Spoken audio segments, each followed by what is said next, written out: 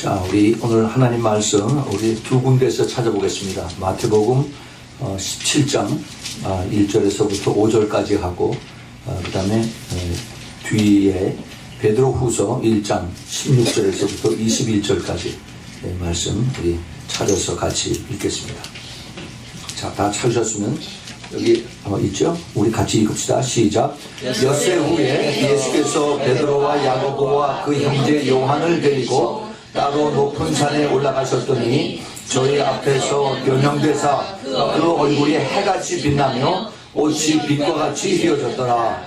그때 모세와 엘리야가 예수로 더불어 말씀하시는 것이 저희에게 보이거늘 베드로가 예수께 여짜와 가로되 주여 우리가 여기 있는 것이 좋사오니 주께서 만일 원하시면 내가 여기서 초막셋을 질 때 하나는 주를 위하여 하나는 모세를 위하여 하나는 엘리야를 위하여 하리이다. 말할 때 호련히 빛난 구름이 저희를 덮으며 구름 속에서 소리가 나서 가로되 이는 내 사랑하는 아들이요 내 기뻐하는 자니 너희는 저희 말을 들으라 하는지라. 그 다음에 베드로후서 1장 16절서부터 21절까지 말씀입니다. 자, 시작. 우리 주 예수 그리스도의 능력과 강림하심을 너희에게 알게 한 것이 공교히 만든 이야기를 쫓은 것이 아니오 우리는 그의 크신 위엄을 친히 본 자라. 지극히 큰 영광 중에서 이러한 소리가 그에게 나기를 이는 내 사랑하는 아들이요 내 기뻐하는 자라 하실 때 저가 하나님 아버지께 존귀와 영광을 받으셨느니라. 이 소리는 우리가 저와 함께 거룩한 산에 있을 때 하늘로서 나옴을 들은 것이라. 또 우리에게 더 확실한 예언이 있어 어두운 데 비추는 등불과 같으니 날이 새어 샛별이 너희 마음에 떠오르기까지 너희가 이것을 주의하는 것이 가니라. 먼저 알 것은 경의 모든 예언은 사사로이 풀 것이 아니니 예언은 언제든지 사람의 뜻으로 낸 것이 아니오 오직 성령의 감동하심을 입은 사람들이 하나님께 받아 말한 것임이니라. 아멘. 아멘. 같이 기도하겠습니다. 하나님 아버지, 오늘 귀한 주일날 주님께서 저희들에게 또 귀한 말씀을 주심을 감사합니다. 이 말씀을 축복해 주시고 주님의 말씀을 저희들이 받을 때 성령으로 또 기름 부어 주시사 저희들의 심령 깊은 속에 말씀이 받아들여지게 도와주시고 그래서 이 말씀이 씨가 돼서 저희들 삶에 많은 열매로 나타날 수 있도록 좀 축복하여 주시옵소서. 특별히 우리들이 이제 마지막 때에 살고 있습니다. 주님, 저희들의 모든 생각과 삶이 이 세상이 아니라 하늘나라의 소망을 가지고 살 수 있도록 주님 은혜를 베풀어 주시고 모두 이 땅에서 살지만 이기는 자로 주님 만들어주시고 축복하여 주시옵소서. 주님, 이 시간에 오직 성령의 운행하심으로 이 자를 가득 채우시고 그리고 악한 영 조금 더 틈타지 않도록 이 시간에 천군 천사로 보호하여 주시옵소서. 주님, 하나님 말씀을 다시 한번 기름 부어주시고 부족한 종의 입술을 주님께서 기름 부어주시고 주님 홀로 영광을 받아 주시옵소서. 예수 그리스도 이름으로 간절히 기도합니다. 아멘. 오늘은 미국에서 아버지 날로 지키는 날입니다. 그러나 1년에 한 번 아버지 날이라고 선물 사주고 하는 그것이 중요한 것이 아니라 정말 우리의 영적인 아버지, 아까 우리 전 목사님이 광고 때 말씀을 드렸지만은 참 아버지, 우리 하나님 아버지를 우리가 잘 매일매일 공경하고 경외하고 그리고 두려워하고 그렇게 우리가 살아야 되겠습니다. 우리는 정말 점점 마지막 때라고 하는 것을 우리가 피부에 느끼는 그런 삶을 살고 있습니다. 여태까지는 그냥 막연하게 내가 자꾸 그 강단에서 마지막 때라고 하니까 그런가 보다 했는데 이제는 우리가 그게 피부에 다가오는 그러한 마지막을 느낍니다.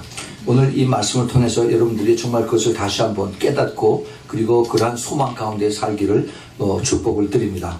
네.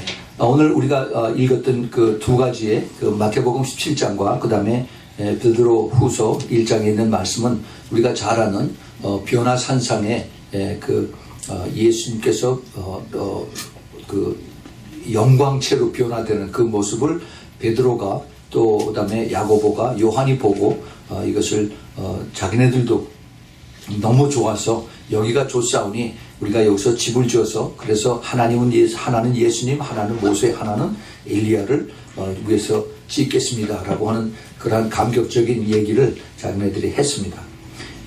오늘 우리가 읽었던 이것은 예수님의 생애 중에서 아주 중요한 5가지 일이 일어났습니다. 5가지 일어난 그 중에 하나가 이 변화산상의 사건이었습니다. 제일 먼저 주님께서 이 세상에 오셨을 때 일어난 사건이 바로 성육신의 사건이죠. 성육신의 사건은 영어로 incarnation이라고 그러는데 하나님께서 영이신 하나님이 이 땅에 육신으로 말씀이 육신이 되어서 이 땅에 오신 이 바로 성육신이라고 합니다. 이걸 신학적으로 그렇게 얘기를 하는데 이러한 사건이 제일 먼저 큰 사건이었었고요. 그 다음에 두 번째 사건이 우리가 오늘 읽었던 소위 그 변형되었다 또는 변모되었다. 이렇게 겉으로 모양만 변화되는 것이 아니라 완전히 안과 겉이 완전히 변화되는 change라고 하는 단어가 아니라 transform이라고 그러죠. transform. 아이들이 요즘 가지고 노는 그 transformer라고 하는 그 장난감이 있는데, 그게 아주 안팎이 완전히 다 바뀌어지는 그러한 내용을 말하죠. transformation, transfiguration. 그래서 변화, 변형, 변모, 이것이고요. 그 다음에 세 번째가 예수님의 그 십자가의 순환입니다. crucifixion이라고 그러죠. crucifixion.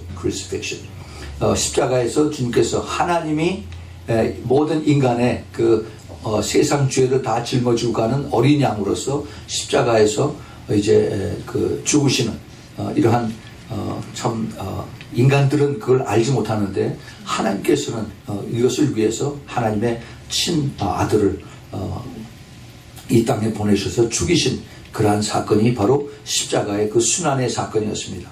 그 다음에 네 번째는 바로 부활입니다. resurrection. 죽은 사람이 살아난 적이 없었는데 그런데 예수님은 다시 살아나셨습니다. 그래서 그 resurrection, 살아서 그 다음에 마지막이 이제 승천하신, 하늘로 올라가신 이러한 그 5가지 예수님께서 이 땅에 오셔서 하늘로 올라가시는 그 5가지 사건 중에 두 번째가 바로 그 변화산상의 사건, 그 transfiguration, 이 모습을 보고 있습니다. 그것이 그냥 모습만 변하는 것이 아니라 몸 전체가 완전히 영광체로 변하는 거예요. 영광체. glorified body라고 그러죠. 그런데 이제 나중에 우리가 좀 이따 우리가 커버를 하겠지만은 예수님만 그런 것이 아니라 우리도 영광체로 변합니다. 할렐루야. 예. 우리도 그렇게 된다라고 성경에 이렇게 말씀되어 있어요. 우리가 그 날을 기다리고 있습니다. 그것이 바로 휴거예요. 휴거. 예. 그 날이 생각보다 쉽게 더 가깝게 다가오는 것을 우리가 깨닫고 있어야 됩니다. 자, 그래서 오늘 제목을 주 예수 그리스도의 능력과 영광스러운 강림이라고 하는 그러한 제목으로 오늘 말씀을 드리겠습니다. 예수 그리스도의 능력, 우리 주 예수 그리스도의 능력, 그 베드로후서 1장 그 16절에 우리 주 예수 그리스도의 능력과 강림하심, 이 뜻을 우리가 한번 생각을 해보겠습니다. 이것이 제목인데, 우리 주님의 능력은 무한하십니다. 무한하세요. 우리가 매일 저녁에 모여서 우리가 예수 그리스도의 이름의 권세를 선포하는 기도를 하죠. 예수 그리스도의 이름으로 우리가 선포하고 예수 그리스도의 이름으로 기도하고 또 예수 그리스도의 이름의 권세를 우리가 믿습니다. 예. 그래서 우리가 이것이 바로 능력이에요. 능력. 예수 그리스도의 이름을 우리는 보통 그렇게 얘기하고 그 다음에 우리가 또 그 기도를 하고 그러지만은 이걸 실제적으로 느끼고 반응하는 것이 귀신들이에요. 귀신들. 이 귀신들이 예수 그리스도의 이름을 부르면은 벌벌 떠옵니다. 그런데 예수 그리스도의 이름이 빠지면 그들이 완전히 와서 우리를 덮쳐요. 그래서 무서워서 우리들이 도망가고 그리고 우리가 또 아프고 질병을 앓고 하는 이런 일들이 많이 일어나고 있습니다. 예수 그리스도의 이름의 권세, 우리가 이것을 우리가 잘 알고 깨닫고 사용을 해야 됩니다. 사용을 많이 하세요. 우리가 그 예수 그리스도의 이름의 그 권세를 알면은 우리에게 주셨는데 그것을 사용을 해야 됩니다. 제가 제일 처음에 우리가 그 영적 싸움에 대해서 제가 그걸 설교를 할 때 예수 그리스도의 이름을 하루에 100번씩 부르라고 그랬습니다. 100번씩. 그러면은 그것이 능력으로 나타난다고 그랬어요. 여러분 아마 그거 여기 오래 계셨던 분 아마 알 거예요. 하루에 100번씩 예수 그리스도의 이름을 부르면은 그러면은 영의 권세가 달려져요. 그리고 사람의 속사람이 변합니다. 그거를 실천을 하십시오. 듣기만 하지 말고. 그러면은 거기서 나도 모르게 내가 더 담대해지고 그 다음에 내 주위에 있는 사람들이 뭐 바뀌어지는 것을 압니다. 그래서 예수 그리스도의 이름의 권세를 우리가 인정을 하고 사용을 하는 겁니다. 두 번째는 예수 그리스도의 그 보혈, 우리가 너무나 잘 알죠. 우리도 이것도 또 우리가 기도를 합니다. 매일 저녁에 예수 그리스도의 보혈 기도문. 조금 아까 우리 성찬 예식할 때 그때 예수님의 보혈 기도문을 우리가 같이 낭독한 것이 아니라 우리가 선포를 했습니다. 우리가 이 예수님의 보혈 기도문도 역시 예수님의 보혈을 그렇게 귀신들이 싫어하고 무서워하고 그리고 가까이 오질 못해요. 우리가 매일 예수 그리스도의 보혈을 우리가 선포하고 그리고 바르고 우리가 우리에게 이것을 적용을 하면은 그러면 우리가 능력 있는 그런 삶을 살 수가 있습니다. 이것은 멀리 있는 것이 아니라 우리 가까이서 실제로 우리가 사용하고 적용하고 우리가 그 예수님의 보혈과 예수님의 이름의 능력을 혜택을 받을 수 있는 그러한 축복의 그걸 사용을 할 수 있는 것입니다. 이것이 바로 예수 그리스도의 우리 주 예수 그리스도의 능력이에요. 능력. 예수님 멀리 하나님 우편에 앉아 계시는 멀리 계신 분이 아니라 예수님 바로 옆에 계시기 때문에 우리가 그 이름의 능력과 예수의 보혈을 우리가 선포하고 사용하면 그대로 주님께서 역사하신다는 겁니다. 이것이 영계뿐만이 아니라 우리의 실질의 세계에서도 이것이 역사를 하는 것이에요. 그래서 우리가 이것을 잘 깨닫고 우리가 적용을 해야 됩니다. 예수님께서 마태복음 28장 18절에 우리가 너무나 잘 아는 주님께서 제자들에게 이 세상을 떠나시기 전에 천국으로 올라가시기 바로 직전에 주님께서 뭐라고 말씀하셨습니까? 하늘과 땅의 모든 권세를 내게 주셨다라고 했어요. 자, 이거 다시 한번 읽을게요. 하늘과 땅의 모든 권세를 내게 주셨으니. 예수님께서 이 말씀을 제자들에게 했습니다. 딴 사람들은 한 게 아니에요. 사랑하는 제자들에게 남아서 예수님의 일을 해야 되는 그 제자들에게 이 말씀을 하셨어요. 그래서 너희들은 가서 모든 사람들로 하여금 제자를 삼고 그 다음에 그들에게 이제 세례를 주고 그리고 모든 말씀을 가르쳐서 행하게 하라, 지키게 하라라고 이렇게 그 제자들에게 명령을 했습니다. 그 하나님의 보좌에서의 그 권세와 이 땅에 있는 모든 권세, 이거는 악한 양들이 지금 이 세상을 차지하고 있지만은 사탄 마귀가 이 세상이 지금 현재 왕으로 있지만은 그러나 그 위에 우리 예수님께서 모든 것을 다 주관하고 계시는 그 위에 그 사탄 위에 예수님의 권세가 이것을 다 차지하고 있다는 그러한 뜻입니다. 그래서 이게 권세라는 얘기는 여기 그 영어는 그냥 authority로 되어 있지만은 파워가 포함이 되어 있어요. 예를 들어서 대통령의 권세 하면은 대통령의 파워를 다 포함하는 것을 다 얘기하고 있습니다.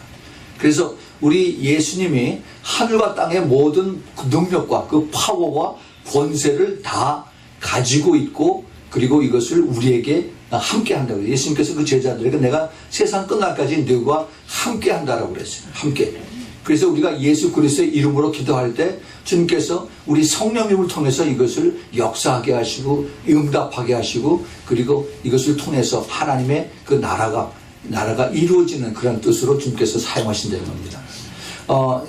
사도 바울이 이것을 알고 그리고 이것을 아주 자세하게 설명한 내용이 있습니다. 골로새서 1장 16절 17절에 거기에 그 단어를 우리가 잘 어텐션을 하기 바랍니다. 만물이 모든 것이 만물이 그에게서 창조돼. 여기 그는 예수 그리스도예요.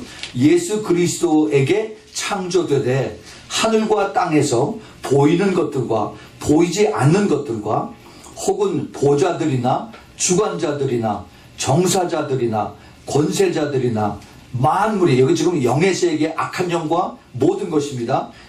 그 사탄과 이런 보이는 것 보이지 않는 이런 것들이 그로 말미암고 예수 그리스도로 말미암고 예수 그리스도를 위하여 그로 위하여 창조되었고 또한 그가 예수 그리스도가 만물보다 모든 것보다 먼저 계시고 만물이 그 안에서 예수 그리스도 안에서 함께 계셨느니라. 아멘. 아멘. 이거를 우리가 잘 이것을 기억을 하세요. 그래서 이거를 우리가 수시로 우리가 읽으면서 확신을 가지시기 바랍니다. 예수 그리스도의 능력이 이거구나. 예수 그리스도가 있으면은 능치 못한 일이 없는 겁니다. 우리가 그래서 전에 우리가 이것을 외웠었어요. 빌립보서 4장 13절에 우리가 나에게 능력 주시는 자 안에서 내가 모든 것을 할 수 있느니라 그랬어요. 아멘? 아멘. 나에게 능력 주시는 자가 누구예요? 예수 그리스도, 성령님이고 말씀이세요. 말씀, 이 세 가지 진리의 말씀. 그래서 나에게 이러한 것을 깨닫게 해주시고 알게 해주시고 확신을 주시는 이러한 예수님과 성령님과 하나님 말씀이 모든 것을 가능하게 하신 겁니다. 아픈 거가 문제가 아니에요. 나에게 문제가 생긴 것이 문제가 아닙니다. 나에게 하나님께서 나와 함께 하시면은 내가 모든 것을 다 이것을 함께 다 풀어버릴 수 있고 다 이것을 이길 수 있는 그 확신을 주시는 거예요. 그거. 이 말씀의 권세가 그렇습니다. 그냥 멀리 있는 하나 책에 있는 것이 아니라 내가 이것을 깨닫고 붙들고 기도하면서 이것이 나에게 주시는 말씀입니다 하고 확신을 가지고 그리고 내가 기도할 때 이 기도가 나에게 그 믿음을 더 강하게 해주시는 거예요. 우리가 기도를 붙들고 하는 이야기는 기도할 때 이 말씀을 가지고 기도할 때 어느 순간에 말씀이 나에게 아주 강하게 이것을 다가옵니다. 이것이 소위 그 뢰마라고 하나님께서 나에게 직접 하시는 말씀으로 내게 다가오는 거예요. 그래서 우리가 이것을 이 말씀을 붙들고 기도할 때 이거구나 할 때 그때 이제 그 말씀이 나에게 이루어지는 것입니다. 예, 그것을 확실하게 알고 예수님의 능력을 여러분 인정을 하십시오. 예수님께서 나와 함께 하신다. 예수님께서 나와 함께 하시면은 내게 능치 못한 일이 없다 하는 그것이 확실하게 깨달아질 때 나는 그 안에서 자유함을 가지고 내가 그리고 하나님 앞에 이제는 전능자이신 예수님이 나와 함께 계신데 내가 두려울 게 뭐가 있으랴 라고 우리가 하나님 앞에 담대하게 나갈 수가 있어요. 그래서 그 히브리서에서 우리가 하나님의 보좌 앞에 담대하게 나갈 수 있다는 그런 표현까지도 한 것을 알 수가 있습니다. 그래서 우리가 예수 그리스도의 능력 이것을 확실하게 깨달을 수 있는 여러분들이 되길 꼭 축원을 드립니다. 예. 그 다음에 이제 두 번째로 이제 그 예수 그리스도의 강림인데 그냥 강림이 아니라 영광스러운 강림입니다. 이 강림이라는 얘기는 어려운 얘기고 그냥 오신다는 얘기예요. Coming of Jesus Christ. Coming. 다시 오시는 거죠. 예수님이 옛날에 2000년 전에 오셨는데 지금은 예수님은 다시 오시는 coming back, second coming 이것을 얘기해. 그것이 그 16절에 똑같이 있어요. 예수 그리스도의 능력과 강림하심 이것을 너희에게 한 것이 공교히 만든 것이 아니라 쫓아낸 것이 아니라 그의 크신 위엄을 친히 내가 봤다라고 그런 겁니다. 그것이 바로 그 마태복음 17장 그 다음에 또 누가복음 그 9장에도 똑같은 내용이 나옵니다. 그래서 거기 보면은 누가복음 9장 29절에는 조금 좀 더 그 자세하게 썼습니다. 9장 29절에 기도하실 때 용모가 변화되고 예수님께서 그냥 갑자기 이렇게 모양이 변한 것이 아니라 기도하실 때 변화가 됐습니다. 그 출애굽기 34장인가 보면은 모세가 변화산에 올라가서 하나님의 말씀을 받을 때 얼굴이 해처럼 빛났다고 했어요. 그 기도할 때 그렇게 되는 겁니다. 기도할 때 우리가 깊이 기도할 때 성령이 임하면은 그러면 얼굴이 변해요. 환하게 변합니다. 그 기도하는 그 모습에서 용모가 변화되고 그 옷이 휘어져서 광채가 나더라. 얼굴만 변화되는 것이 아니라 옷도 아주 하얀 그냥 보통 흰색이 아니라 아주 빛이 나는 그러한 그 흰색의 광채가 나는 그러한 모습을 여기서 그 사도 누가가 본 것을 기록을 합니다. 근데 뭘 했느냐 하면은 누가복음 9장 31절에 영광 중에 나타나서 예수님께서 이제 변화됐는데 그것이 영광의 모습으로 변화된 겁니다. 그래서 영광 중에 나타나서 장차 예수께서 예루살렘에서 별세하실 것을 말씀하신 겁니다. 이제 모세와 엘리야가 하늘에서부터 내려왔어요. 그래서 예수님하고 같이 얘기를 하는데 그 내용이 앞으로 이제 예수님께서 예루살렘에서 이제 십자가에서 못 박혀 돌아가실 것을 얘기하는 것입니다. 예수님께서 직접 제자들에게 몇 번씩이나 얘기를 했어요. 근데 깨닫지 못했죠. 그런데 다시 이제 영광 중에 이제 주님께서 다시 돌아가실 것을 이제 변화산상에서 이렇게 서로 얘기하는 것을 담수하는 것을 베드로가 보고 이것을 적은 것입니다. 그래서 다시 오실 예수 그리스도, 이게 예수님 돌아가시고 나서, 예수님 그리고 부활하시고 나서, 그 다음에 예수님 하늘로 승천하시고 나서, 그리고 나서 시간이 꽤 흘렀어요. 거의 뭐 한 10년, 15년 지나고 나서 이제 사도 베드로가 자기 죽을 날이 얼마 안 남았습니다. 여러분 옛날에 그 코바디스라고 하는 영화 봤죠? 네로가 수많은 크리스찬들을 이제 로마를 불을 태웠다고 그렇게 소문을 퍼뜨려서 수많은 사람들 잡아서 죽이고 그 다음에 그 학살을 하는 그리고 또 순교하게 하는, 그래서 로마를 벗어나가려고 그러는데, 그런데 하나님의 음성이 들려서 내가 어디로 가느냐 그런 얘기를 하죠. 그래서 다시 이제 로마로 가서 그 전설에 의하면은 베드로가 붙잡혀서, 일부러 붙잡혀서, 그래서 이제 십자가에서 죽는데 내가 어떻게 죽을 수가 있냐, 예수님처럼 내가 죽을 수가 없어서 나는 거꾸로 매달려 죽겠다, 그래서 거꾸로 십자가에서 처형을 당했다는 얘기가 있습니다. 베드로가 이제 자기가 죽을 날이 멀지 않은 것을 알았어요. 사도 바울도 자기가 죽을 날이 멀지 않은 것을 알고 그 디모데 후서 4장에 쓴 것을 보면 내가 이제 떠날 때가 다 돼서 관제의 그 기름 부음을 받고 이제는 내가 그 선한 싸움을 다 싸웠다 하면서 그 마지막 장을 쓴 것을 봅니다. 이제 사도 베드로도 역시 마찬가지로 자기가 이제 떠날 때가 다 된 것을 알고 그리고 이 말씀을 하는 겁니다. 자, 이거 잘 보세요. 자기가 생전에, 베드로 생전에 예수님의 모습을 제일 옆에서 보고 그리고 제일 가까이서 주님을 사랑하고 섬기고 그렇게 또 세 제자와 베드로, 야고보, 요한과 같이 그렇게 다니다가 예수님 죽으신 것도 보고 예수님께서 부활하신 것도 보고 예수님이 승천하신 것도 봤어요. 그런데 가장 자기에게 이제 중요하게 남은 것, 자기가 죽기 전에, 지금 베드로가 죽기 전에 예수님에 대해서 가장 인상 깊은 그런 남은 것이 바로 예수님의 변형의 모습입니다. 변형의 모습. 완전히 글로리파이 된 그 바디로 자기 눈앞에서 예수님이 변화되는 거예요. 그것을 잊을 수가 없어서 그것을 지금 여기에 다시 이 말씀을 기다리고 있는 베드로가 이제 편지 쓰는 그 내용을 받는 사람들에게 이야기를 하고 있습니다. 우리 주 예수 그리스도의 능력과 강림하심을 너희에게 말게 한 것이 공교히 만든 이야기를 쫓은 것이 아니라 내가 억지로 이걸 만들어서 한 것이 아니라 우리는 그의 크신 위엄을 친히 봤다는 겁니다. 하나님의 영광의 임재의 모습을 내가 친히 내 눈으로 봤다는 것을 여기서 얘기를 합니다. 지극히 큰 영광 중에서 이러한 소리가 그에게 나기를 이는 내 사랑하는 아들이요 내 기뻐하는 자라. 이건 하늘에서부터 들리는 소리예요. 그래서 하늘에서부터 이제 그 황홀한 모습을 보고 덜덜 떨리는 베드로와 그 다음에 야고보와 요한에게 이 말씀을 준 겁니다. 근데 이 말씀은 예수님께서 제일 처음에 요단강에서 세례받을 때 하늘에서부터 내려오는 그 소리하고 똑같은 얘기를 좀 하고 있습니다.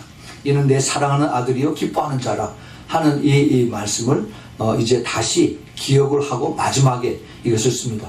저가 하나님 아버지께 존귀와 영광을 받으셨느니라 그렇습니다. 그래서 이 소리는 우리가 저와 함께 거룩한 산에 있을 때, 지금도 이제 그 이스라엘 북쪽에 그 변화산이라고 있죠. Mount of Transfiguration이라고 변화산에 있습니다. 거기에 있을 때 하늘로서 나옴을 들은 것이라. 이렇게 이제 이것을 확인을 합니다. 우리에게 더 확실한 이제 여기까지만 하죠. 그래서 이제 예수 그리스도의 그 영광의 다시 오심, coming back again.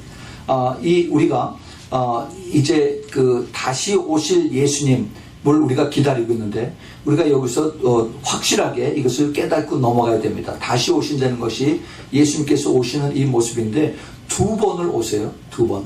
한 번은 공중으로 대림해서 그래서 우리를 데려가시는 휴거가 있고 그 다음에 이 땅에서 환난을 다 겪은 다음에 이제 이 땅에서 끝까지 남아있는 사람들 그리고 모든 사탄과 그 추종자들 이것들을 다 주님께서 심판하시고 다 멸망시키고 그리고 나서 이 주님께서 이 땅에 다시 오시는, 그래서 예루살렘의 그 감람산에 주님께서 이제 임하셔 내려오시는 그것이 이제 예수님의 지상 재림이라고 그러죠. 다시 오시는 것입니다. 자, 그런데 우리가 여기서 두 가지를 한번 좀 나눠서 생각을 해보겠습니다.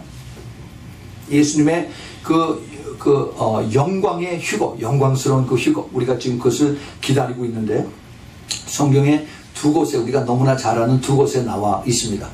데살로니가 전서 4장 16절과 17절에 이 말씀이 나와 있죠. 그것을 우리 한번 찾아서 읽어봅시다. 데살로니가 4장 16절 17절에 주께서 호령과 천사장의 소리와 하나님의 나팔로 친히 하늘로 쫓아 강림하시리니 그리스도 안에서 죽은 자들이 먼저 일어나고 그 후에 우리 살아남은 자도 저희와 함께 구름 속으로 끌어올려 공중에서 주를 영접하게 하시리니 그리하여 우리가 항상 주와 함께 있으리라. 아멘. 아멘. 자, 여기 세 가지의 일들이 일어납니다. 이것을 잘 보세요. 주께서 우리 주님께서, 예수님께서 큰 호령의 shout입니다. shout. 큰 소리가 나요.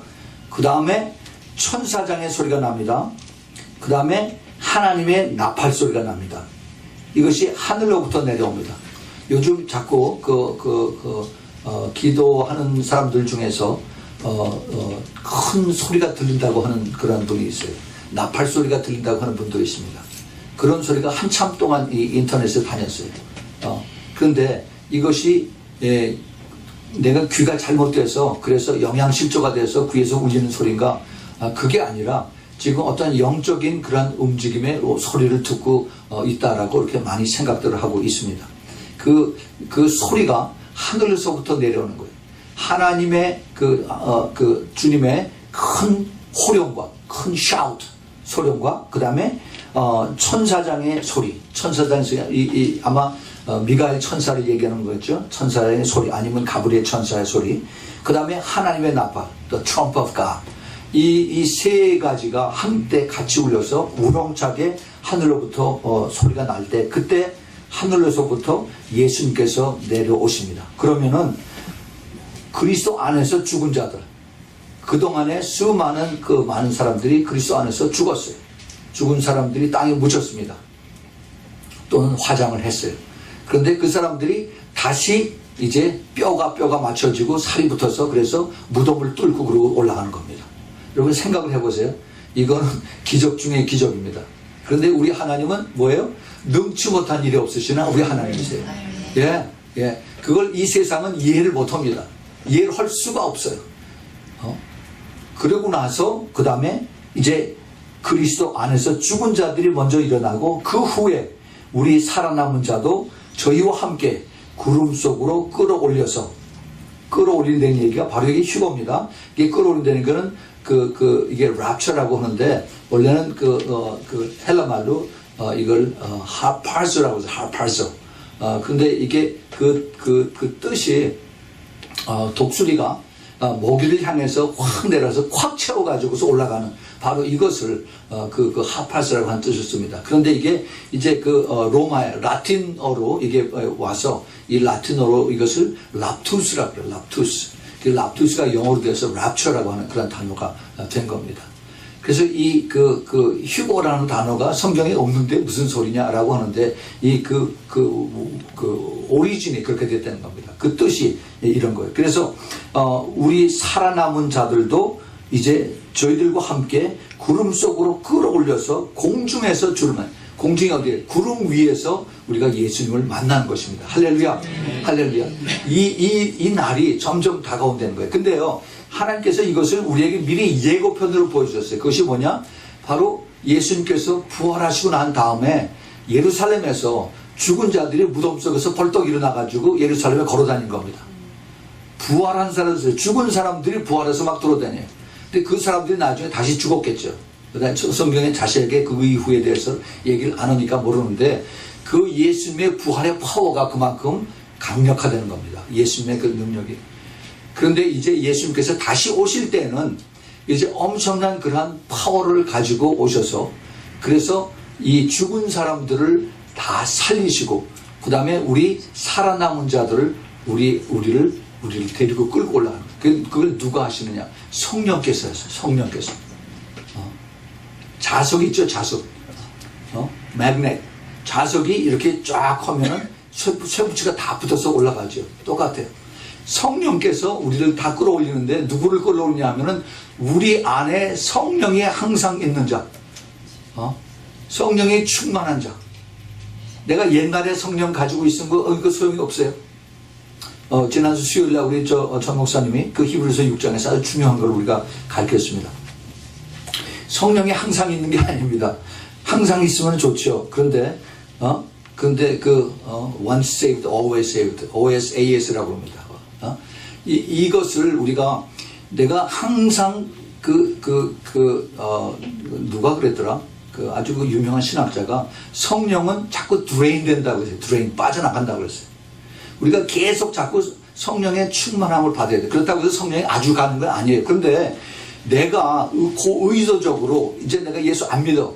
제가 옛날에 회사 다닐 때 제가 저의 친구 옆에 있는 같은 엔지니어가 로렌스라고 하는 친구가 있어요. 이 친구가 바이블 칼리지 나고 신학교를 졸업했습니다. 저는 그때 예수 안 믿을 때. 근데 이 친구가 엔지니어 있으면서 그 다음에 밤에 나이트 잡을 또 하는데 바텐더로 일을 해요. 바텐더로. 그래서 술을 칵테일 만들고 나보고 와서 오라고 그래. 저녁에 오면 자기가 술 공짜로 주겠다고. 그래서 야 너는 어떻게 바이블 칼리지 주고 신학교를 나오는데 어떻게 술 바텐더로 해놨더니 뭐라고 그러냐면 하나님이 내 기도 오랫동안 안 들어줘서 난 그거 끝났다는 거예요. 하나님이 자기 기도 안 들어서 그래서 자기는 이제 예수 안 믿는데요. 그거 굉장히 심각한 얘기입니다. 자기의 의지로 내가 예수님 안 믿겠다라고 하면은 그러면 성령님이 떠나세요. 이게 의지가 그렇게 중요합니다. 내가 힘들고 어려워도 예수님 끝까지 붙잡고 그러고서 가야지 내 믿음이 거기서 크고 오는 건데 어린아이처럼 내가 달면은 삼키고 그렇지 않으면 쓰면 뱉는 그런 신앙은 우리 주님께서 원치 않으세요.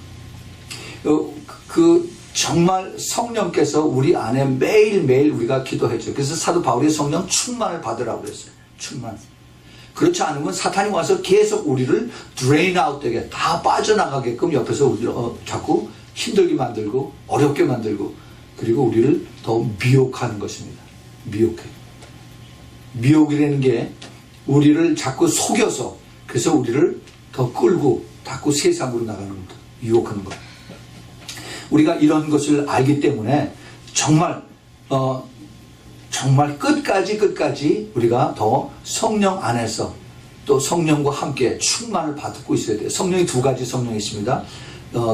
내 안에 내주하시는 성령이 있고 내 옆에 계시는 성령이 있어요.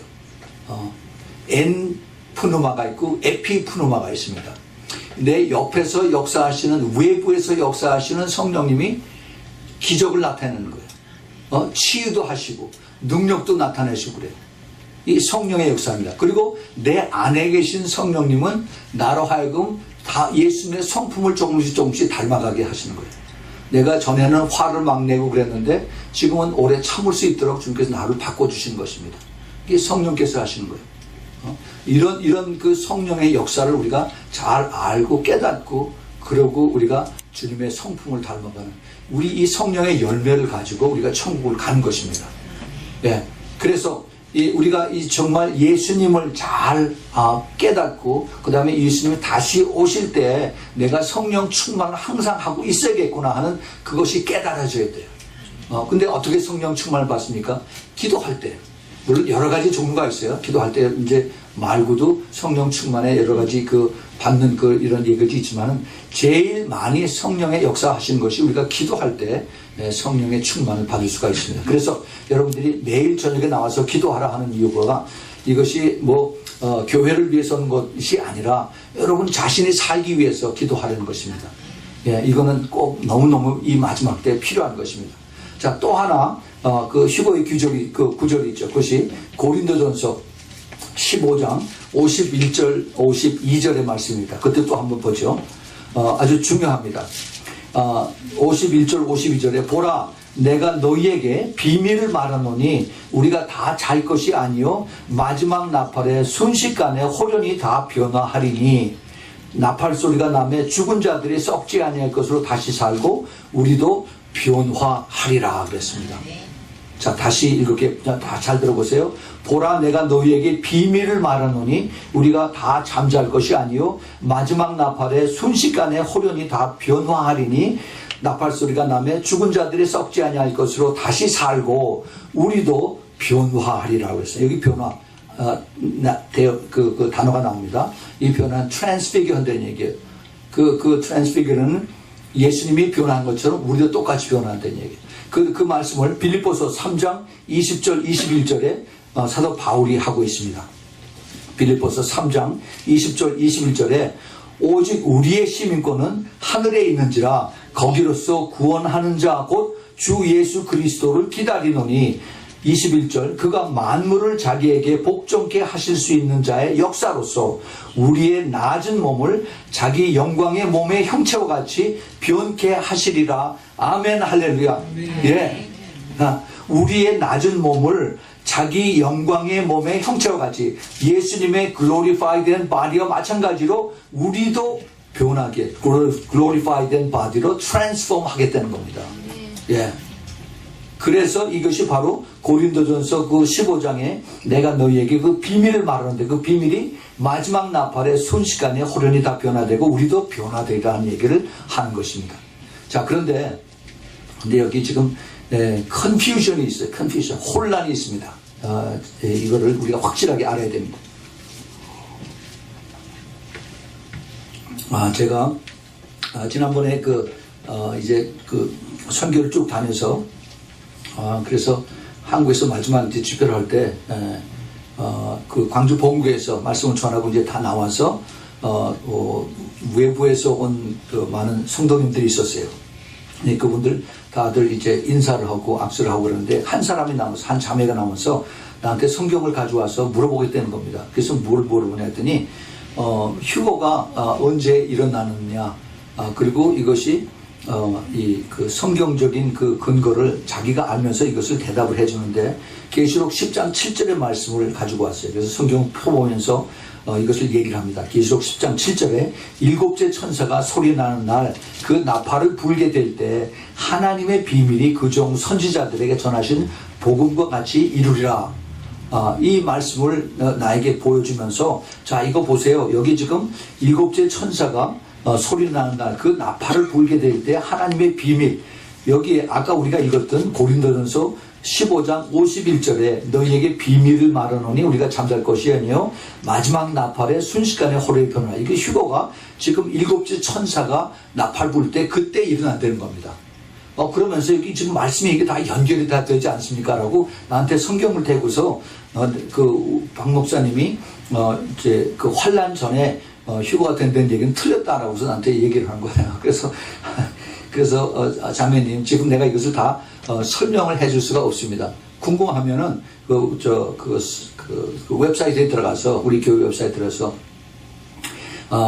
우리가 지난 그 4월 중순까지 요한계시록을 우리가 쫙 다 공부했으니까 우리 공부한 내용 중에서 특별히 아마 그게 작년 아마 한 9월쯤 해서 우리가 그 요한계시록 10장을 공부했을 거예요.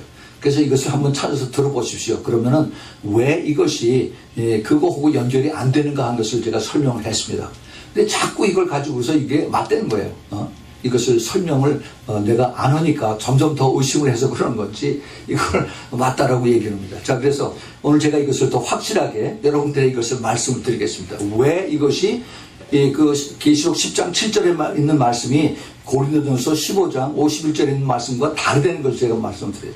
지금 한국에서 이 말씀 때문에 그 요한계시록을 푸는 목사님들이 꽤 많이 있어요. 근데 이분들이 이걸 가지고서 휴거는 환란 중반에 일어난다고 해서 그걸 가지고 믿고 있는 사람 굉장히 많이 있습니다. 이걸 우리가 똑바로 알아야 돼요. 똑바로. 자, 이것을 잘 들으세요. 이 대환란 중에 우리가 대환란이라고 보면 7년 환란인 중에 그 중에서 한 3년 반, 1003년 반이 지나고 나서 그 다음에 이제 대환란이라고 그 성경에서 그 이름을 붙이고 있습니다. 특별히 그래서 다니엘서와 다니엘서 12장과 그 다음에 이제 요한계시록 11장 거기에 이제 구체적으로 날짜가 1260일 또는 3년 반 또는 42개월이라고 이제 그 기간을 정해서 성경에서 말씀하고 계셔. 그리고 이제 대환란 중에 이런 일들이 일어날 것이다 하는 일들이 나옵니다. 그래서 이것이 근데 여기 우리가 읽었던 그 아까 그 비밀이라고 하나님의 비밀 그리고 일곱째 천사가 그 부는 그 나팔 이것이 어떻게 연결된가 그걸 잘 알아야만 됩니다. 이 비밀이라는 단어가 성경에 많이 나와요. 그 미스테리 이것이 성경에 22번이 나오는데 그 중에서 5번이 요한계시록에 나옵니다. 이 미스테리. 그런데 예수님께서 이것이 다 끝나고 나서 이 모든 대환란이 끝나고 나서 이 땅에 다시 오시는 그것을 말씀하시는데 그런데 그 7번째 그 계시록 10장 7절에 나오는 7번째 천사가 부는 그 7번째 나팔과 그 다음에 아까 우리가 읽었던 그 고린도전서 15장에서 51절에 내가 너에게 비밀 말하노니 마지막 나팔에 순식간에 호련이 다 변한다. 그 마지막 나팔하고 7번째 나팔하고 다르다는 겁니다. 이걸 잘 알아야 돼요. 다르야 돼. 그리고 나서 그 다음에 아까 그 계시록 10장 7절에 하나님의 비밀이라고 하는 단어가 나왔어요. 이 비밀은 그 고린도전서 15장 51절에 나오는 비밀하고 다른 겁니다. 이 비밀하고 여기서 이 계시록 10장의 비밀 거기 10장 7절의 비밀은 그 앞뒤를 쭉 읽어보면은 그 곧 이어질 7 대접에 대한 하나님의 진노 그 진노의 심판에 대해서 이것을 미스터리라고 이것을 얘기를 하고 있는 겁니다. 그 다음에 이어지는 것 이것이 바로 그것이 비밀이에요. 하나님의 비밀 마지막 7 대접의 심판 이것을 얘기하고 있어요. 그래서 그걸 그 역사적으로도 보면은 계시록 10장을 쓴 사도 요한과 그 다음에 고린도전서 이것을 쓴 사도 바울이 이것을 쓴 것은 예수님 돌아가시고 나서 AD 53년, 57년 이 사이에 썼다고 이렇게 성경학자들이 얘기를 하고 있죠. 근데 계시록은 주후 AD 95년 전후에서 썼습니다. 그래서 한 40년 정도의 그 차이가 쓰여진 것을 볼 수 있어요. 40년 후에. 그런데 지금 여기 고린도 교인들이 사도 바울이 쓴 그 고린도 교인들을 상대로 해서 썼는데 그 마지막 나팔이라고 쓴 그 단어를 고린도 교인들은 정확하게 알고 있었다는 겁니다. 그걸 무슨 뜻이냐 하면은 지금 거기에 유대인들도 있고 이방 사람들도 있고 그래요. 근데 그 히브리 사람들이 그 마지막 나팔이라고 하는 그 뜻은 이 자기네들 그 풍습에 4가지의 그 나팔을 종류가 있습니다. 나팔 부는 종류가 있어요.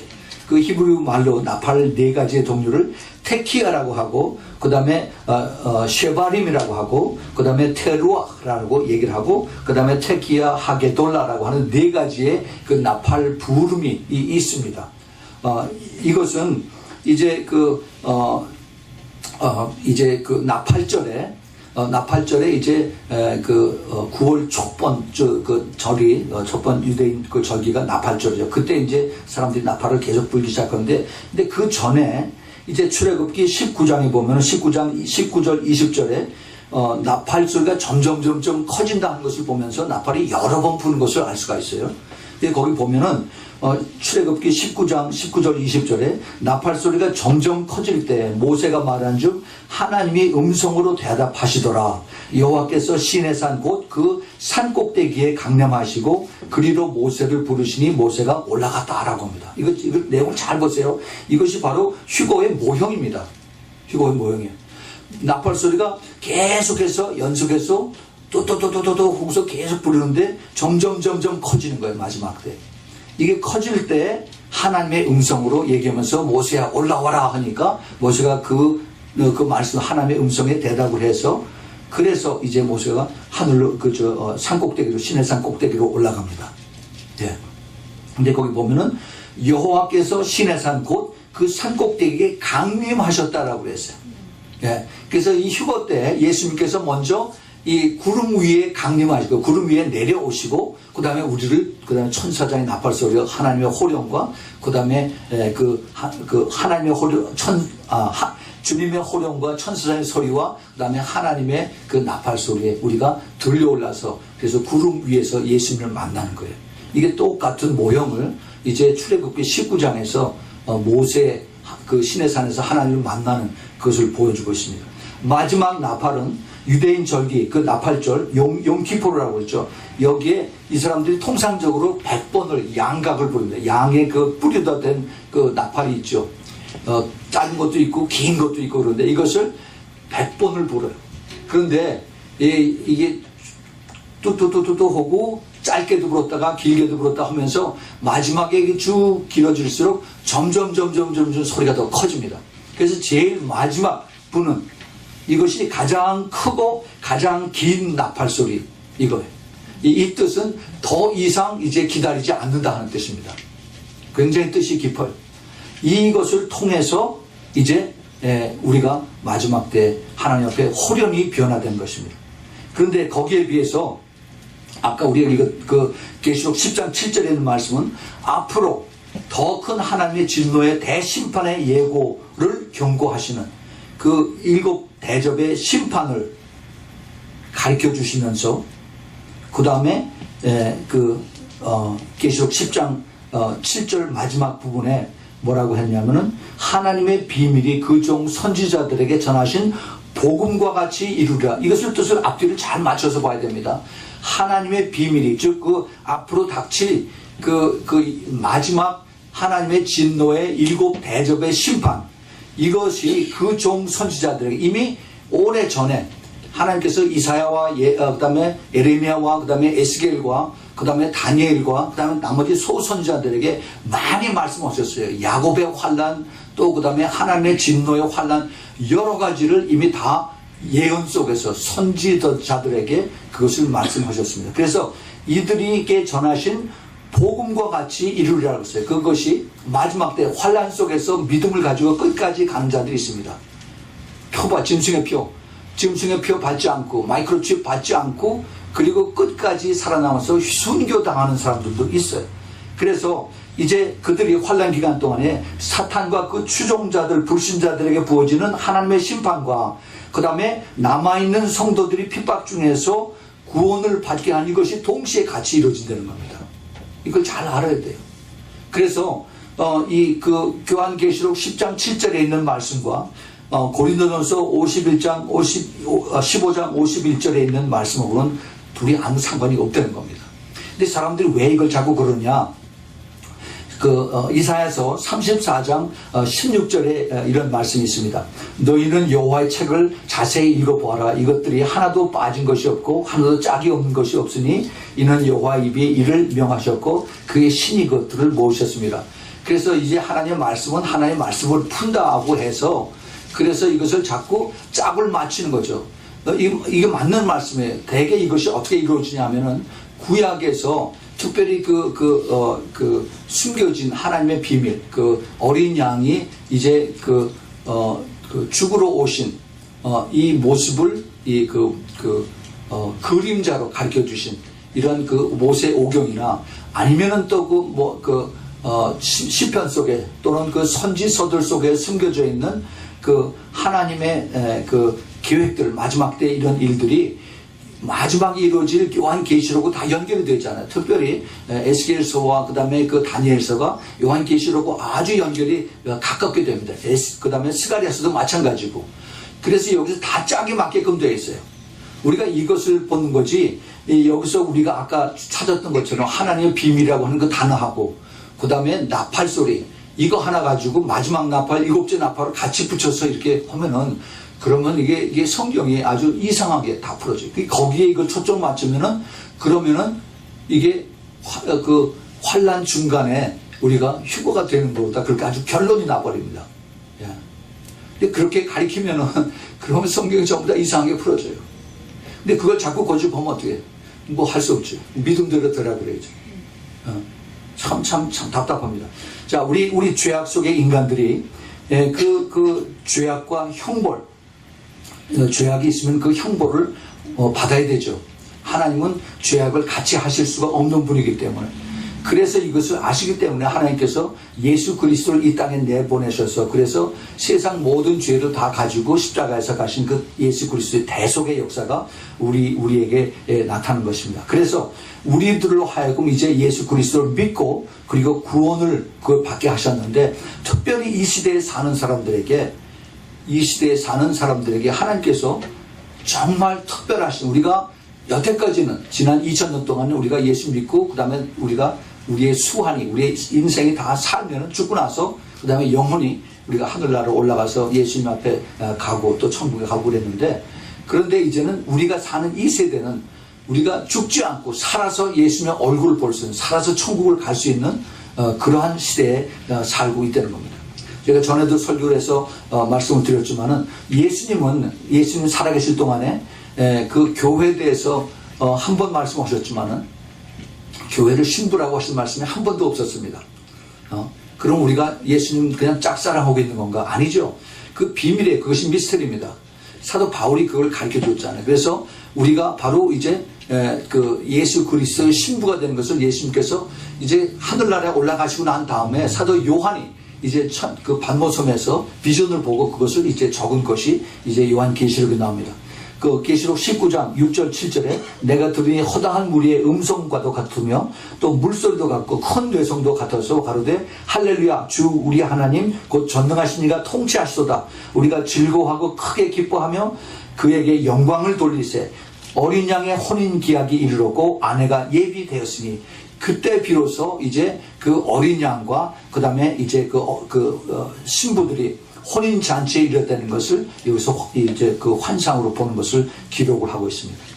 그래서 예수님께서 그 제자들 그렇게 사랑하시고 그들을 위해서 모든 것을 다 주시고, 그리고 마지막 때 내가 너에게 모든 하늘과 땅의 권세를 가진 내가 너와 함께 있겠다라고 주님께서 그렇게 약속의 말씀을 하신 그것이 바로 우리들 신부들을 위한 그러한 말씀이었었다는 것을 제가 말씀드렸어요. 그런데 전부 다 내가 천국에 가서 예수님의 신부 되는 건 다 좋아해요. 그런데 그것이 내가 확실하게 믿어지면은 이 땅에서 우리가 살 때, 잠깐 왔다 가는 이 세상에 살 때 우리가 신부의 모습으로 사느냐는 겁니다. 여러분, 신부가 있으면 신랑이 있지요. 그렇죠? 신랑이 있으면 신부가 있고, 그런데 신부가 있으면은 그 신랑에 대한 사모함이 있어야 되죠. 그렇죠? 그런데 있어도 그만 없어도 그만 이러면은 그러면 신랑 신부의 관계가 아니죠. 남남의 관계입니다. 우리 주님께서 그것을 원치 않으세요. 언젠가 죽으면 뭐 그렇게 되겠지 라고 막연하게 우리가 장님이 두들기고 가는 이런 식으로 가는 믿음을 주님께서 원치 않으신다는 겁니다. 분명히 내가 확신을 가지고 하나님 말씀에 있기 때문에 이것을 붙들고 기도해서 확신이 왔을 때 나는 나를 목을 쳐도 내가 예수님의 아름다운 신부입니다. 주님, 내가 주님의 얼굴을 뵙길 원합니다. 확실한 믿음을 가지고 따라가도 그래도 내가 끝까지 따라갈까 말까 하는데 그냥 물에 물 탄 거, 뭐 기름에 기름 탄 이렇게 덤덤하게 이런 식으로 살면은 그러면 주님께서 기뻐하시지 않는다는 겁니다. 더더구나 사탄이 이것을 알기 때문에 우리를 엄청나게 시기 질투를 합니다. 그래서 그 시기 질투를 하는데 어떻게 하느냐면은 여기에 그 지금 사도 베드로가 얘기를 합니다. 예언을 가지고 시기 질투를 해서 우리를 떨어뜨리게 해요. 떨어뜨리게. 성경의 예언과 사람의 예언이 있습니다. 성경 예언, 그 다음에 사람의 예언.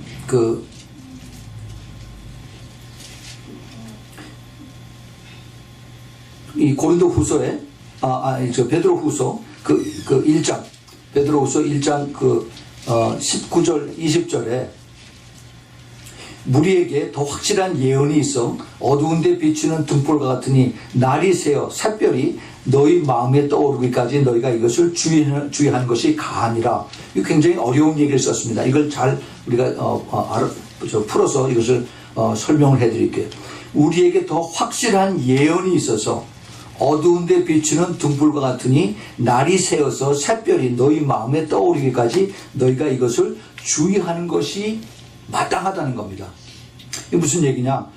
이제 사도 베드로는 주님께서 다시 오실 것을 자기가 확실하게 눈으로 봤습니다. 그러면서 다시 오실 것을 믿어요. 그러나 자기가 죽는 것이 얼마 안 남았기 때문에 이 편지를, 베드로의 편지를 받는 사람들에게 절대 흔들리지 않고 내가 눈으로 본 것을, 그리고 내가 또 확실하게 이것을 너에게 적은 것을 이것을 가지고 또 그뿐만이 아니라 예언을 믿으라는 겁니다. 어떤 예언이냐? 이 사도 베드로가 한 얘기는 구약에 있는 예언이에요. 아직 그 당시에 신약이 쓰여지기 전입니다. 그래서 이 저희 그 20절에 먼저 알 것은 경의 모든 예언, 경이라는 거 이게 스크립처입니다. 하나님 말씀, 성경에 있는 모든 예언. 그 당시에는 구약 성경이나 올 테스타멘트는 프로페시 이것을 얘기하는데, 그런데 우리는 지금 구약과 신약에 있는 것을 다 포함해서 이 모든 예언이 사사라에 풀 것이, 내 마음대로 풀 것이 아니고, 예언은 언제든지 하나님의 뜻으로 된 것이 아니요 오직 성령의 감동하심을 입은 사람들이 하나님께 받아서 말하는 것이다. 그렇죠. 그래서 이 예언을 쓴 것이 하나님에게서부터 온 것을 쓴 것이 있고, 그 다음에 사람으로부터 온 것이 되는 것입니다. 자, 이것을 여기서 사탄이 지금 사람에게서 온 것을 가지고 지금 장난을 합니다. 원래 이 예언이라는 단어는 그 prophecy, 하나님의 말씀을 대언한다 하는 그런 뜻인데, 그런데 이 성경의 예언은 성경에 쓰여져 있는 그대로죠. 우리가 그것을 더 감하지도 않고 더 가하지도 않고 빼지도 않고 이렇게 해서 우리가 이것을 우리가 보고 믿고, 그리고 우리가 이것을 붙들고 같이 기도를 합니다. 그런데 우리가 힘들고 어려울 때 이 그 구약 성경에 있었던 그 주님의 재림에 대한 말씀, 이것을 붙들고 기도하고, 그런데 이것이 그 마음의 샛별이, 마음의 확실한 빛이 떠오르기까지 이것을 확실하게 이것을 붙들고 있어야 돼요. 조심해야 된다는 겁니다. 조심해야 돼요. 그러니까 성령께서 나에게 확실하게 이것을 컨빅션을 줄 때까지 함부로 그대로 마음대로 풀면 안 된다는 겁니다. 그런데 이 사람이 주는 예언들이 있어요. 이게 문제입니다. 이 성령의 감동으로 사람이, 우리들이 예언을 받을 수가 있어요. 하나님의 음성을 들을 수가 있습니다. 소위 이것을 요즘 직통계시라고 그러죠. 저는 이것을 부정을 안 합니다. 그러나 아주 조심을 해야 돼요. 분별이 절대 필요한 것이 바로 이 소위 직통계시라고 합니다. 그런데 많은 사람들이 하나님께서 나에게 말씀하시기를 하면서 아주 자연스럽게 얘기를 해요. 굉장히 조심스러운 얘기를 합니다. 이것이 내 생각인지 아니면 하나님의 음성인지 아니면 사탄의 음성인지 이걸 분별이 안 되는 상태에서 자기가 이것을 함부로 하나님의 음성이라고 해요. 제가 전에도 말씀을 드렸지만은 지금 양신이 역사를 합니다. 양신. 성령과 악령이 같이 역사를 하는 이런 시대예요. 그래서 그 미혹의 영이 얼마나 강하게 역사할지 모릅니다. 예수님께서 마지막 때 미혹의 영을 주의하라는 것을 왜 그렇게 강조하셨는가, 우리가 그걸 잘 깨달아야 됩니다. 그래서 이 주님께서 우리가 이 그 주님의 음성을 듣는, 소위 그 주님의 주시는 계시를 받는 그 직통계시, 이것을 아주 없는 건 아니지만은 우리가 조심하고 분별하고, 그래서 이것을 검증을 받아야 된다는 겁니다. 누구의 검증을 받느냐? 그 영적인 깊은 경험이 있는 그러한 멘토에게서부터 경험을 받아서, 그래서 또 조심하고 또 조심해야 돼요. 그런데 이거는 영계가 열리면서 내가 이것을 받기도 하고, 또 이것을 혼탁하게 내가 잘못 받기도 하고 하는데, 이것이 내가 조금이라도 내 속에, 내 혼에 이것이 교만함이 들어가면은 내가 괜찮다, 내가 하나님하고 가까이서 지낸다 라고 하는 그런 생각이 들어가는 즉시에 이 교만이 죄이기 때문에 사탄이 그대로 치고 들어가요. 그런데 그것을 본인은 모른다는 겁니다. 문제가 그거예요. 본인은 나는 아직도 계속 하나님의 음성을 듣고 있다고 하면서, 그러면서 제잘 되는 겁니다. 이것이 좋은 예가 작년 12월 달에 홍아무개라고 하는 사람이, 그래서 이제 전쟁이 나요, 전쟁이 나면서 보따리 싸가지고 다시 도망가셔. 근데 이것이 분별이 안 되니까 줄줄 따라다닌 겁니다. 교회가 그렇고 목사가들이 그래요. 참 답답한 게, 우리가 정말 기도 안 한다는 증거가 바로 거기서 나온 겁니다. 우리 정말 이 시대에 가장 중요한 것이 영분별이라고 그러는데, 그 영분별을 어떻게 합니까? 이걸 열매로 보죠. 열매로. 주님께서 가르쳐 주셨어요. 근데 때로는 그것이 열매가 금방 안 나타날 때가 있습니다. 그래서 이것을 우리가 기도하면서 간구하고 또 주님께서 가르쳐 달라고 우리가 할 때 주님께서 하나님 말씀을 가르쳐 주시기도 하고, 때로는 그 주위에 있는 상황을 통해서 그것이 이 하나님에게서 온 것이다, 아니면 마귀에게서 온 것이다 하는 것을 우리에게 가르쳐 주시기도 합니다. 정말 이때 우리는 혼탁한 때에 살고 있어요. 그래서 우리가 이런 것을 잘 깨달아야 됩니다. 정말 끝까지 좁은 길 가는, 지난주에 제가 에레미야에 대해서 얘기를 했는데, 에레미야처럼 하나님의 음성을 듣고 하나님의 직통 계시를 받은 사람은 끝까지 고난 속에, 끝까지 좁은 길 가면서 얻어맞고 죽을 고비를 당하면서 그러면서 이 말씀을 전합니다. 이 말씀이 사도 베드로가 순교당하기 전에 직전에 유언처럼 하신 말씀입니다.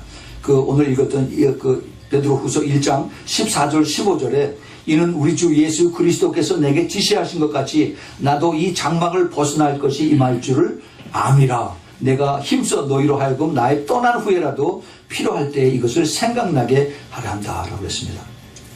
그래서 이제 사도 베드로가 자기 죽기 전에 유언처럼 이 말을 하면서 다시 주님 오실 영광스러운 주님의 강림을 이제 준비하고 예비하라는 겁니다. 우리는 이 세상에 살면서 순교당하지 않고 그리고 살아서 떠날 수 있는 특별한 은혜 시대에 살고 있습니다. 그런데 문제는 과연 내가 들림을 받을 수 있을지 없을지, 이것이 문제예요. 내가 심각하게 생각을 하고 또 하나님 앞에 물어보고 또 간구해야 될 그런 것입니다. 그래서 우리가 그 기도책에 제일 앞에 보면은 5가지 그 기도하는 하나님 말씀이 내용이 있죠. 깨어서 기도하라. 그 다음에 주님 오심을 사모하라. 천국의 소망을 두라. 그리고 세상을 사랑하지 말고 성령의 기름 부음을 받으라. 이 5가지를 가지고 열심히 기도를 해야만 됩니다. 우리가 지금 사는 이 시대가 정말 그 마지막에 가까운 이 시대에 살고 있습니다. 그리고 마지막으로 이 말씀을 잠깐 전하고 끝내겠습니다. 저에게 그 이메일을 보내는 제가 받는 이메일 그 중에 마이클 스나이더라고 하는 미국 분이 계세요. 이분이 그 Beginning of the End of American Economy, 미국 경제의 마지막의 시작이다 하는 그런 책을 쓴 사람인데 아주 굉장히 샤프하게 봅니다. 이분이 뭐라고 했냐면 앞으로 급격한 변화가 일어나는데 앞으로 3개월 이내에 많은 변화들이 일어날 것이다 하고서 7가지를 적어서 이걸 보냈습니다. 그래서 그것을 간단하게 설명할 테니까 여러분 앞으로 무슨 일이 일어나는가 주의해서 보십시오. 이번 주부터 7월 초까지 아까 우리가 그 광고 시간에 얘기했죠. 그 미국 대법원의 판결 사항들이 있습니다.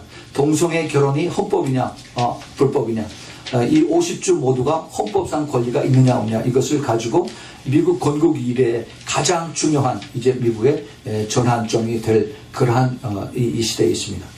이제 그 특별히 그 동성애 호모섹스에 대한 이 미국 교회에 대해서는 굉장히 아주 그 실질적인 그 피부에 닿는 그런 문제들이 많이 있어서 제가 최 목사님께 다음 주일에 여기에 대해서 좀 설교를 좀 해달라고 부탁을 했습니다. 그래서 아마 자세하게 말씀을 드릴 겁니다.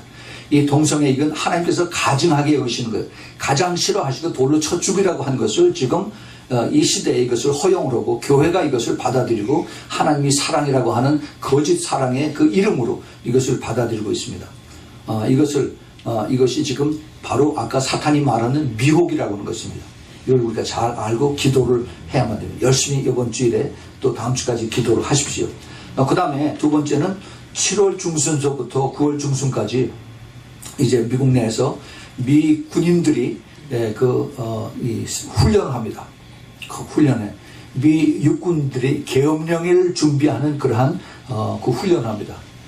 그 코드 네임이 그 제이드 헤엄이라고 하는 이런 내용인데 약 한 1000여 명 이상의 미 군대들이 모여서 텍사스고 콜로라도고 뉴멕시코, 애리조나, 네바다, 유타, 캘리포니아, 그 다음에 미시시피, 플로리다에서 이제 군대 훈련을 합니다. 근데 훈련의 목적이 계엄령을 대비하는 이런 거예요. 이거 굉장히 심각합니다. 근데 이것이 이게 갑자기 이루어진 것이 아니라 2013년서부터 그 DHS, 그 Department of Homeland Security, 국토안보부에서 그 장갑차, 그 라이트 탱크예요.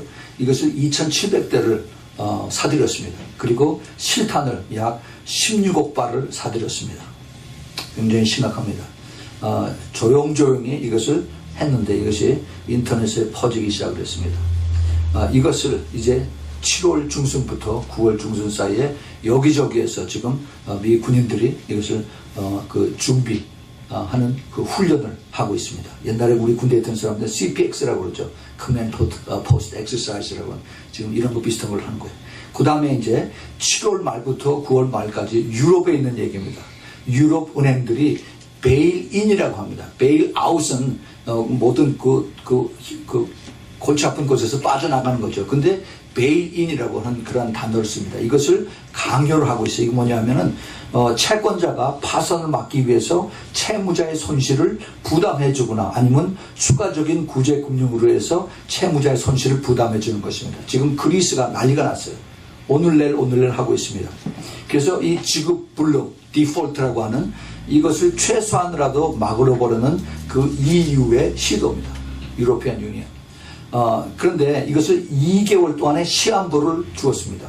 굉장히 중요한 뜻이 있는데 아마 EU의 그 수뇌부들이 앞으로 2개월 후에 무슨 일이 있을 것을 알고서 그런지 모른다 한 겁니다. 이것을 우리가 잘 생각해보면. 근데 이 지불 불능 디폴트가 그리스가 만약에 이것이 안 돼서 베일인에 실패하면은 그러면은 멕시코도 가장 큰 채무를 주고 있는 그 멕시코도 여기서 디폴트를 지금 불능을 선언할 수가 있습니다. 그러면 미국, 카나다, 북미 경제가 엉망이 됩니다. 그렇지 않아도 지금 미국이 버블 이코노미라고 그러는데 굉장히 지금 가까운 그런 위험 단계에 있습니다. 그 다음에 네 번째는 9월 13일이라고 그러죠. 9월 13일이 바로 그 쉐미타, 히브리 달력의 쉐미타 해의 그 마지막 달래 에룰월의 29일이 바로 9월 13일입니다. 그런데 그것이 그날이 주일날이기 때문에 그 다음날 9월 14일로 될 가능성이 많습니다. 왜냐하면 여태까지 그 히스토리를 봐서 제가 전에 말씀드렸죠. 조나산 칸이라고 하는 그 라피가 쓴 책, 그 미스터리 오브 셔미타에서 그 히스토리가 2001년하고 2008년하고 7년 간격으로 해서 주식시장의 폭락의 날을 이제 예고를 했습니다. 그래서 2001년 9월 17일 날 히브리 달력으로 에룰월 29일에 다우가 684포인트가 떨어지고 2008년 9월 28일 에룰월 29일 날 다우 존스가 777포인트가 떨어졌습니다. 그래서 아주 월스트리트 월가가 혼란을 치른 그런 일이 있었습니다. 그 다음 이제 다섯 번째는 9월 15일에 제 70차 유엔 총회가 열립니다. 제가 지난주에 잠깐 말을 드렸었는데 그런데 이번에 그 유엔 총회 굉장히 중요한 의제를 다루고 있습니다. 특별히 지금 프랑스가 중심이 돼서 결의안을 만들고 있는데 그런데 이스라엘과 팔레스타인을 나눠서 살게 하는, 그래서 분리해서 독립해서 그 좁은 땅에서 살게 하는 이것을 이제 안전보장이사회에다 이것을 상정을 하는데 혼자서 하는 것이 아니라 미국이 뒤에서 푸시를 하고 있습니다. 여태까지 미국이 이스라엘에 분리한 것이 있으면 제일 먼저 이것을 비토를 하고 막았었는데 이제는 오바마 대통령이 자기 스태프를, 백악관 스태프를 보내서 이것을 돕는 일을 하고 있습니다. 이게 얼마나 하나님을 가슴 아프게 하는지를 모르고 있습니다. 그리고 이제 이미 교황, 프란시스코 바티칸 교황도 팔레스타인을 승인을 한 그런 상태에서 유엔의 결과, 유엔의 투표 결과가 주목이 됩니다. 그래서 우리가 이스라엘을 위해서 더 기도를 해야만 됩니다. 그 다음에 9월 25일부터 27일에 이제 프란시스코 교황이 유엔에서 연설을 합니다. 근데 그 어젠다가 아직 발표는 안 됐는데, 근데 중요한 이슈들을 다룰 것을 지금 예측을 하고 있습니다. 거기에 일기 변화뿐만이 아니라 경제, 농업, 교육, 남녀 평등 이런 것들을 이제 그 교황 측의 바티칸의 그 견해로 이제 설교를 할 예정입니다. 그러고 끝나고 나서 뉴욕에서 이제 거기 사람들을 만나서 설교를 하고 그 다음에 워싱턴으로 와서 미국의 상하원 국회에서 합동 연설을 처음으로 할 예정입니다. 굉장히 중요한 역할에 지금 미국의 상하원 중에서 캐톨릭 의원들이 많이 있습니다.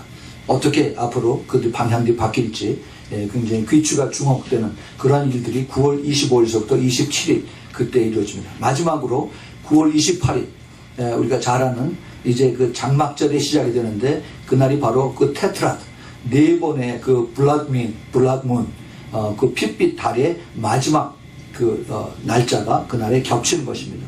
역사적으로 1948년 테트라 때 이스라엘이 독립이 되고 그 다음에 1967년 테트라 때는 예루살렘이 회복이 됐어요. 그것은 좋은 사인입니다. 그러나 이제는 하나님을 반역하고 하나님 거꾸로 가는 이 나라에는 이제 테트라드의 그 결과가 그렇게 썩 좋은 뉴스로 나오지 않을 것으로, 그래서 마지막 그 그랜드 피날레의 경고가 될 것을 이제 예측을 하고 있습니다.